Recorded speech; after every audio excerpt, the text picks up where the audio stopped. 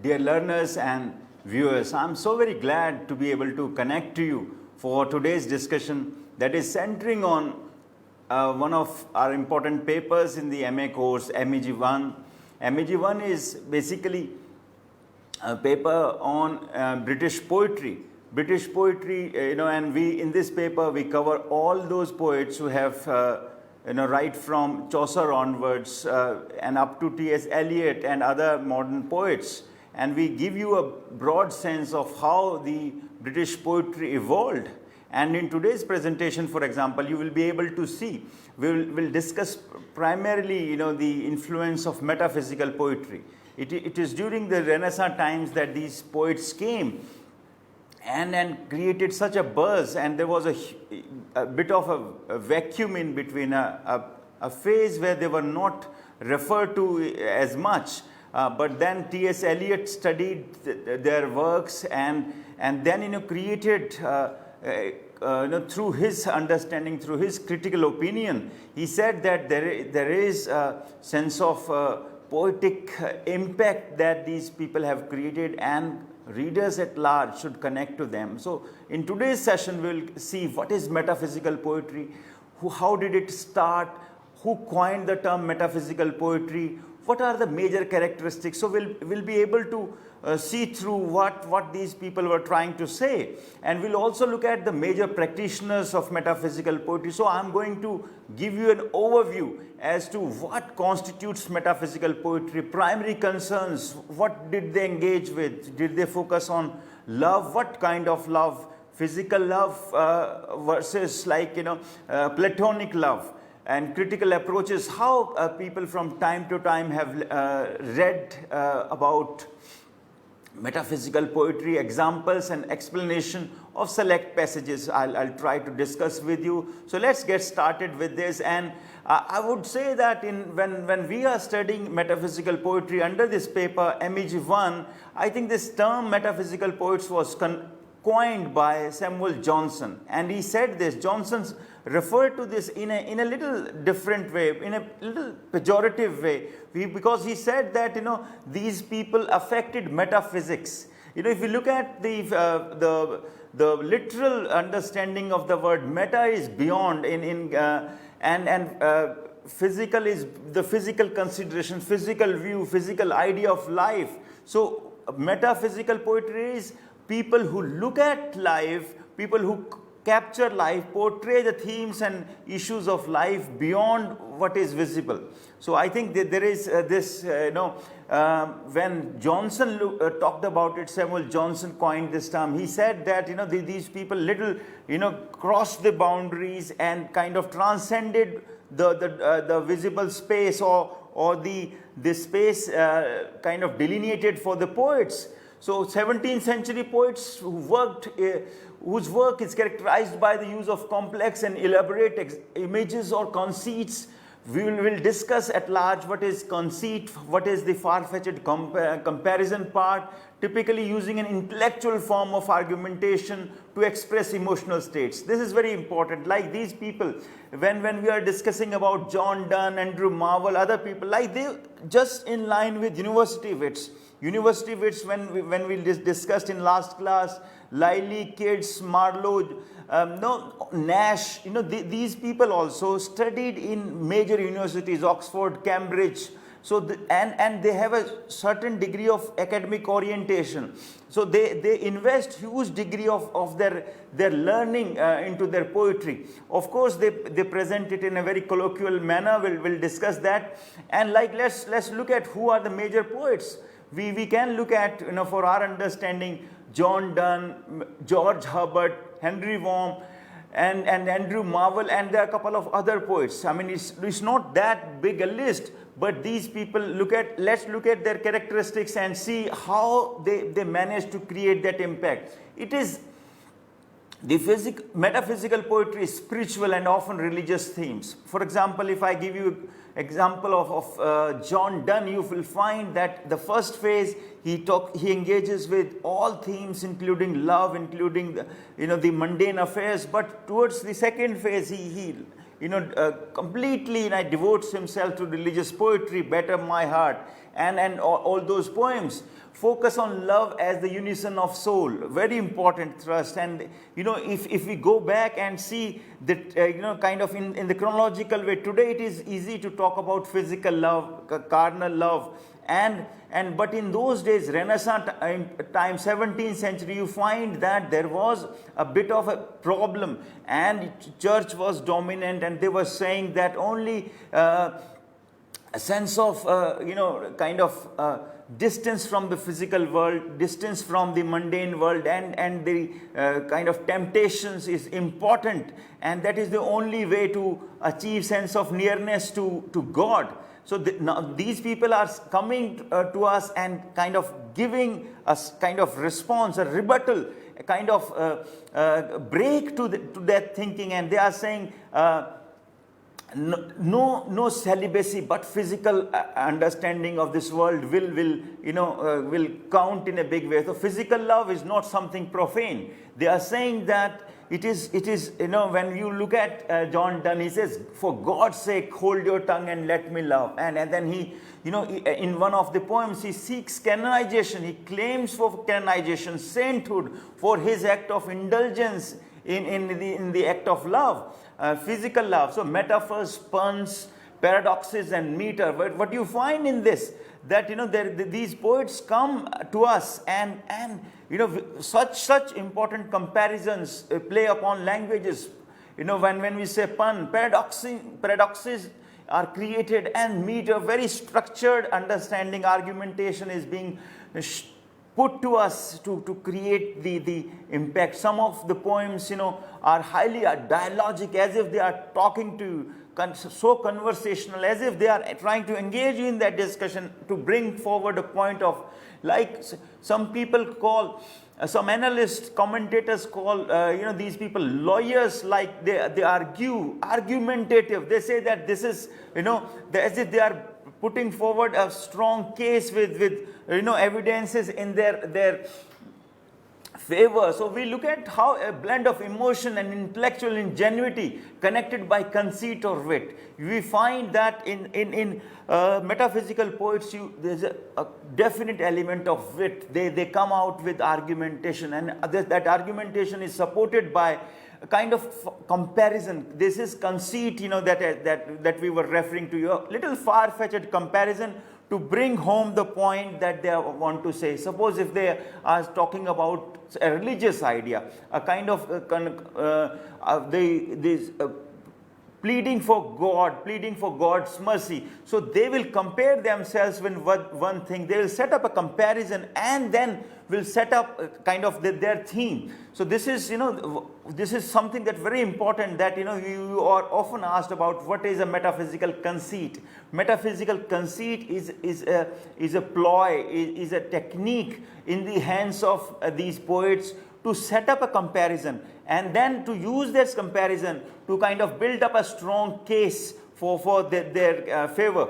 And they, in that sense, joking together of apparently unconnected ideas and things, so that the reader is startled out of his complacency.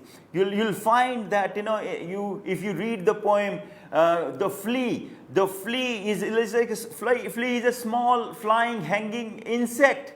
And look at the poet, John Donne, he compares that with a marriage bed, with a temple of love, with a very spiritual entity, where some kind of intermingling of blood takes place of both the lovers, and then may lead to a new life subsequently. So this is how this yoking together. Some people find it too outrageous and violent, but we need to understand. Once you read that, you will find that there is some kind of linear order that they follow, and it sometimes strikes with the audience so well. And it is, T.S. Eliot saw huge merit in this. So presented new ideas and stories to their readers. So they are not about limited themes, limited images, limited metaphors. They are transcending that, and their academic orientation and knowledge is helping them. They are bringing forward new ideas, new stories. For example, like most heterogeneous ideas are yoked together by violence. So violence means here that, sometimes it looks too far-fetched. For example, if the flea I talked about, and then, he says that he should be canonized, he should be given sainthood for his idea of indulgence in family life. And comparisons and allusions, they are setting up comparisons. They are alluding. Allusion is a technique where, you kind of refer to something, you kind of take the audience to some place, readership to some different myth, different an analogy, different situation in history, and then you try to use that as a point to prove that. For example, T.S. Eliot also used elusive method in his all his major poems, particularly The Wasteland. So there you hear these poets also use elusive method to bring home, hammer the point that they want to make. Elaborate imagery, complex conceits, colloquial speech to explore big topics. Big here implies that, the idea of spirituality, the idea of connection between man and the man and God, this world and the other world. What do we do? The idea of afterlife. And then all these ideas are, kind of negotiated with a very complex set of metaphors. And this, when I say colloquial speech, very ordinary, as if, dialogic, conversational, and the words that we use, for God's sake, hold your tongue and let me love. So love, death, afterlife, sex, and even what lies beyond our own world. Done, for example, fond of using planetary imagery for the idea of space travel in his work. I told you that there is an impact of Renaissance knowledge. Renaissance knowledge here implies, like, the interest in science, interest in geography, interest in exploration, interest in transcending the visible space, going to, the interest in galaxies. So here also you find that these poets come and engage with newer trajectories, newer territories. Obliquity, irony, paradox are often reinforced by a dramatic directness of language and rhymes. You find that some of their poetry is written in blank verse, sometimes they make it too rhythmic and very musical, highly ambiguous and obscure due to high intellect and knowledge. Sometimes, I talked about knowledge being very colloquial, very conversational, but you find that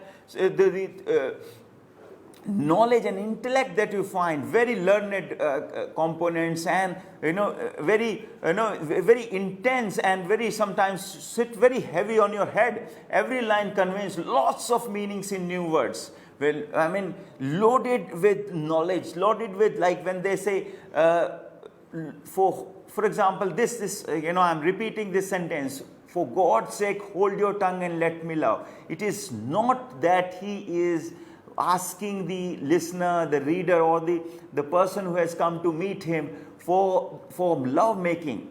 He is saying that he is about to set up a case. He has some implied meaning, and this sense of kind of remark is so symbolic. So lots of meaning in that. If you look at how these people are being talked about, T.S. Eliot's influential essay, The Metaphysical Poets, 1921. So about 300 years after they were gone, T.S. Eliot dug them out of the library books and then created interest through this essay. Grierson has studied these people in a big way. You must approach Grierson and Eliot for this. Metaphysical lyrics and poems of the 17th century, then a famous essay. Dryden censored, done for affecting the metaphysics and for perplexing the mind of the fair sex with nice speculations of philosophy, when he should engage their hearts with the softness of love. So I talked about this, Dryden, and other people, they, Johnson, for example, to begin with, I talked about that, how they said that sometimes they just transcend the generally assigned limits or the lines for poetic discourses, but they do that with too much of ease. Let's look at Eliot's adoption of the label as a term of praise is arguably a better guide to his personal aspiration about his own poetry than to the metaphysical poets. So when Eliot studies that and kind of argues his case, he is basically developing something for his own poetic understanding and illustration. Objective correlative, for example, these two terms that I'm going to discuss are very important. Objective correlative, when we are saying objective is multiple items, 1, 2, 3, 4, and then different analogies, different examples, different metaphors are used to kind of in a sequential way, in a desired way, in a linear order, to create a magnified impact, to create a solidified impact on the audience. So if I am engaging with the idea of religious love, if I am engaging with the idea of nearness to God, if I am engaging with the idea of physical love, I'll use 10 different ways, some of theology, of science, of geography, of the issues that ordinary people discuss. So to correlate to a theme, to correlate to an idea in an objective way, and what happens is that when I'm talking about one theme with so many images, so many metaphors, so many instances and evidences, I'm able to reinforce the theme much more. I'm able to create the impact much more. And then next is disassociation of sensibility. You find that the author, the poet here, the poet talks about, when he talks about this thing, you find this in John Keats's negative capability also, where you are talking about death, but not too much of absorb into that you are not able to think of life. So here, the poets talk about one theme, but they are able to kind of stand at a higher pedestal, higher point, and higher standpoint, and still, kind of keep themselves aloof from that, keep themselves little away from that, to be able to kind of get the theme going, to get the spontaneity going. So this is how key changes to the current system, moving towards beyond the physical, I would say, like you find that there is this definition of love. Marvel writes about the fact that he and his beloved are doomed never to be together, despite being made for each other. As lines so love oblique may well themselves in every angle greet, but ours so truly parallel, though infinite, can never meet. Therefore the love which us both doth bind, but faith so enviously debars, is the conjunction of the mind and oppositions of the stars. So these lines, for example, look at this, the kind of sincerity, the intensity that they invest into their poems on love. Marvels, you must have studied in your course the poems centering on love. Here also, he says that it is even if we are not able to talk to each other, we are not able to meet each other, but still our love will stand tall, our love will stand solid, and will kind of influence other people. So here, the physical love, and in these lines it is sounds much closer to platonic love also. You can see how in the poem Relic, a breastlet of bright hair about the bone. I'm giving you some examples. The phoenix riddle hath more wit by us, we two being are one of it. The famous poem Canonization. So objective correlative, the phoenix myth has been kind of invoked here, and poet is saying that we burn we kind of consume each other, we burn in the act of love, and then kind of recreate ourselves like the phoenix bird. Egyptian myth you must have you must have studied in your BA also. For God's sake, hold your tongue and let me love. Busy old fool, unruly son, why does thou thus the sun rising? These are the poems that I'm quoting for your reference. And the valediction, forbidden morning. Here the poet is in the poem, the beloved, the man is going for a journey, but he's bidding farewell to the beloved, but still the way he compares himself to the pair to a pair of compasses, and if they be two, they are two. So we are just like the different sides of a compass, as stiff twin compasses are the two. Thy soul, the fixed foot, makes no show to move, but does if the others do. So this is, he says that even if we are placed at a distance, if I may be away from you for some time, but our souls will be connected. At the top, as in the case of a compass, will be connected to each other at a very definite level. So again, the idea of new learning, the idea of science, the idea of mathematics, the idea of scientific instruments comes in. And I'm giving you this poem and another example from the poem Flea. Mark but this flea, and mark in this how little that with thou denies me is. It sucks me first and now sucks thee. So the flea, you may call it a mosquito also. It will suck your blood and mine, and in this flea are two bloods mingled be. So again a union union of blood is being referred to here. Thou knowest that this cannot be said, a sin nor shame, no loss of maidenhood, yet this enjoys before it woo. This is important.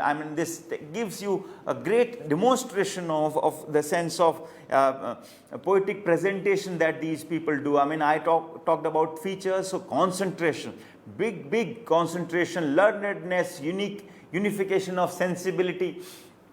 Cynicism, sometimes they get little cynical about how life at large and life outside their places is going on, and then they reject that unconventional openings. Every poem just like a kind of little abrupt, little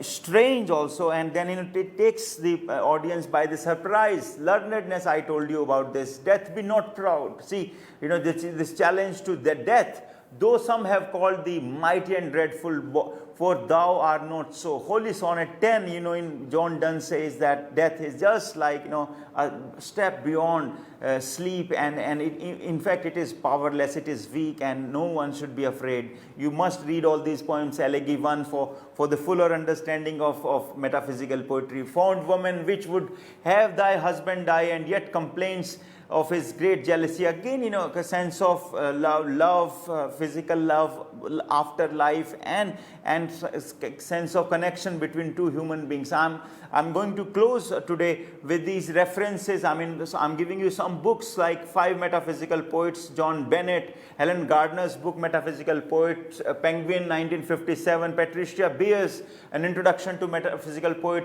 I'm also giving you Hammond's book, Helen C. White's book, and then Greyerson's book I refer to, Metaphysical Lyrics and Poems of 17th Century, Edwin Honig's, T.S. Eliot's Metaphysical Poets in Select Essays, and R.G. Cox. So you can read through these references to arrive at a more substantial understanding to be able to respond to all your questions in your papers.